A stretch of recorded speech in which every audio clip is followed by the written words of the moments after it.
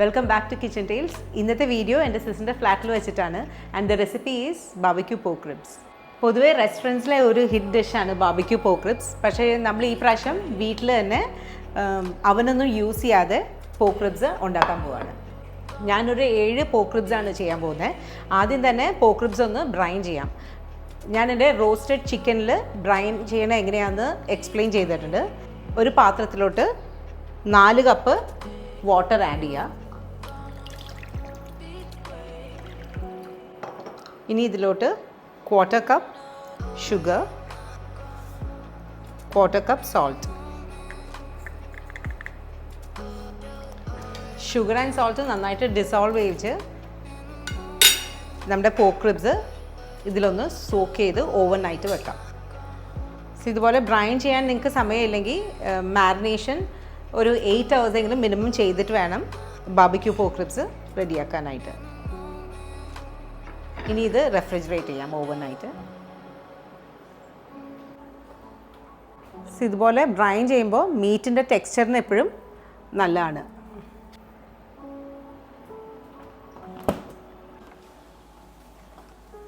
ഇതുപോലെ ബ്രൈൻ ചെയ്ത meet wash ചെയ്തിട്ട് വേണം മാരിനേറ്റ് ചെയ്യാനായിട്ട്. ഇത് വാഷ് ചെയ്യാനായിട്ട് എപ്പോഴും ശ്രദ്ധിക്കേണ്ട കാര്യമാണ്. ബിക്കോസ് വാഷ് ചെയ്തില്ലെങ്കിൽ ഭയങ്കര സോൾട്ടി ആയിട്ട് ഫീൽ ചെയ്യും.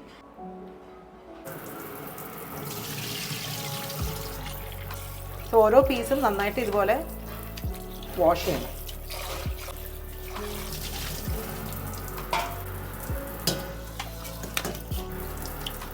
ഇനി നന്നായിട്ടൊന്ന് സ്ട്രെയിൻ ചെയ്യാം. ഇനി നമുക്കൊന്ന് പാറ്റ് ഡ്രൈ ചെയ്യാം. എപ്പോഴും പാറ്റ് ഡ്രൈ ചെയ്തിട്ട് വേണം മാരിനേഡ് അപ്ലൈ ചെയ്യാനായിട്ട്. ഇനി മാരിനേഡിനായിട്ട് 2 tablespoon smoked paprika, 1 tablespoon garlic powder, 1 tablespoon onion powder and 1/2 tablespoon pepper. ഇത്രയും ഒന്ന് ഒലിവ് ഓയിൽ നന്നായിട്ട് മിക്സ് ചെയ്ത. നമ്മൾ ബ്രൈൻ ചെയ്തപ്പോൾ സോൾട്ട് ആഡ് ചെയ്ത കാരണം ഈ മാരിനേഡിൽ സോൾട്ട് ആഡ് ചെയ്യുന്നില്ല. നിങ്ങൾക്ക് ബ്രൈൻ ചെയ്യാൻ സമയമില്ലെങ്കിൽ ജസ്റ്റ് മാരിനേഡാണ് അപ്ലൈ ചെയ്യണമെങ്കിൽ ഒരു 1/4 teaspoon സോൾട്ടും കൂടി ആഡ് ചെയ്തിട്ട് വേണം മിക്സ് ചെയ്യാനായിട്ട്. ബ്രൈൻ ചെയ്യണത് നിങ്ങൾ സ്കിപ്പ് ചെയ്താലും അറ്റ്ലീസ്റ്റ് ഒരു 8 hours എങ്കിലും ഈ മീറ്റ് മാരിനേറ്റ് ചെയ്ത് ഫ്രിഡ്ജിൽ വെക്കണം.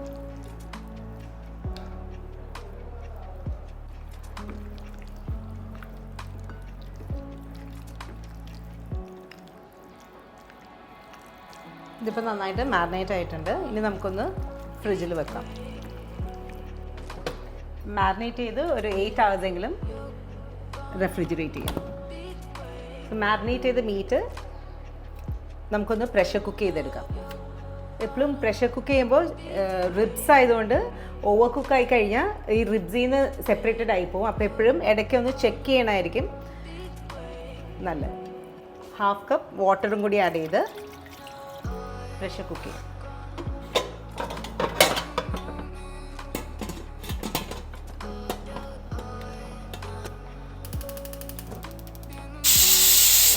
ഫസ്റ്റ് വിസിലിന് ശേഷം ലോ ഫ്ലെയിമിൽ വെച്ചിട്ട് ഒരു 2-3 വിസിൽസ് എങ്കിലും കഴിഞ്ഞിട്ട് വേണം ചെക്ക് ചെയ്യാനായിട്ട്. റിബ്സ് ഇപ്പം നന്നായിട്ട് കുക്കായിട്ടുണ്ട്. ഇനി ഇതിൻ്റെ സോസ് റെഡിയാക്കാം. സോ കുക്കറിൽ ബാക്കിയുള്ള ഗ്രേവിയിൽ വേണം സോസ് റെഡിയാക്കാനായിട്ട്. റിബ്സ് ഒരു പ്ലേറ്റിലോട്ട് മാറ്റി സോസ് ഒരു നോൺ സ്റ്റിക്ക് പാനിലോട്ട് മാറ്റാം. ഇത് കുക്കറിൽ ബാക്കിയുള്ള ഗ്രേവിയാണ്. ഇതൊരു നോൺ സ്റ്റിക്ക് പാനിലോട്ട് ആഡ് ചെയ്ത് ഇതിൻ്റെ കൂടെ ഒരു 1/4 cup dark soya sauce, brown sugar 2 tablespoon, honey 2 tablespoon, mustard sauce 1 teaspoon, apple cider vinegar 2 tablespoon,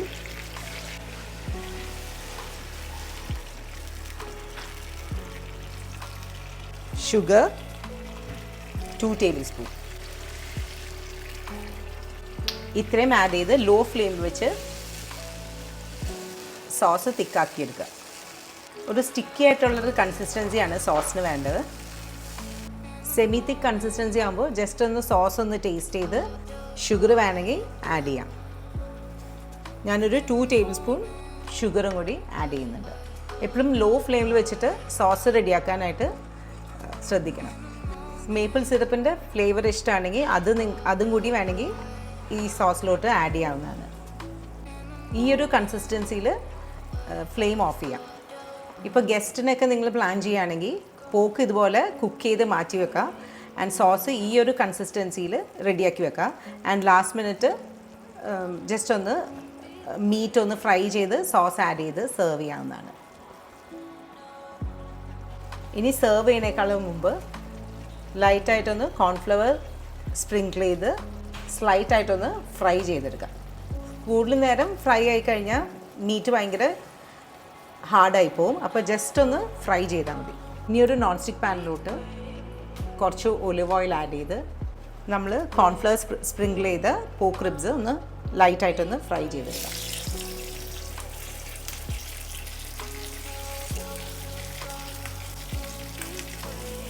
ഇതെപ്പോഴും serve ചെയ്യുന്നതിനേക്കാളും last minute ചെയ്യണമായിരിക്കും നല്ലത്.